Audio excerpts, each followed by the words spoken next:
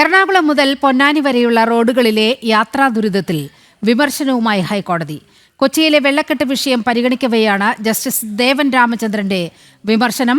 വിവരങ്ങളുമായി രേഷ്മ ബാബു ചേരുന്നുണ്ട്. രേഷ്മ, ഹൈക്കോടതി വലിയ വിമർശനമാണ് ഉയർത്തിയിരിക്കുന്നത്. വിവരങ്ങൾ.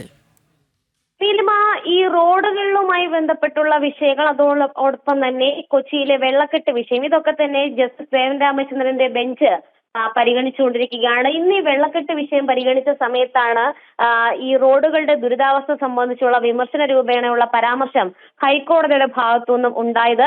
എറണാകുളം മുതൽ പൊന്നാനി വരെയുള്ള റോഡുകളിലൂടെ എത്താനായിട്ട് പെടാപ്പാടാണ് എന്നുള്ളതാണ് ഹൈക്കോടതി വിമർശന രൂപേണ പരാമർശം നടത്തിയിട്ടുള്ളത്. പൊന്നാനി മുതൽ അത്തരത്തിലുള്ള ദുരിതാവസ്ഥയൊന്നും ഇല്ല എന്നും ജസ്റ്റിസ് ദേവൻ രാമചന്ദ്രൻ പറയുകയും ചെയ്തു. ദേശീയപാതകളുടെ അടക്കം ദുരിതം അദ്ദേഹം ഇക്കാര്യത്തിൽ ചൂണ്ടിക്കാട്ടിയിട്ടുണ്ട്. എന്തായാലും ഈ വിഷയത്തിൽ സമഗ്രമായിട്ടുള്ള ഒരു ഇടപെടലും നടപടിയും ഉണ്ടാകണമെന്നുള്ള ഒരു കാര്യം കൂടി ഹൈക്കോടതി ഓർമ്മിപ്പിച്ചുകൊണ്ട് ഈ ഹർജികൾ, അതായത് ഈ വെള്ളക്കെട്ടുമായി ബന്ധപ്പെട്ടുള്ളതും റോഡുമായി ബന്ധപ്പെട്ടുള്ള ഹർജികളും ഹൈക്കോടതി അടുത്ത വ്യാഴാഴ്ച പരിഗണിക്കാനായിട്ട് മാറ്റുകയും ചെയ്തിട്ടുണ്ട്.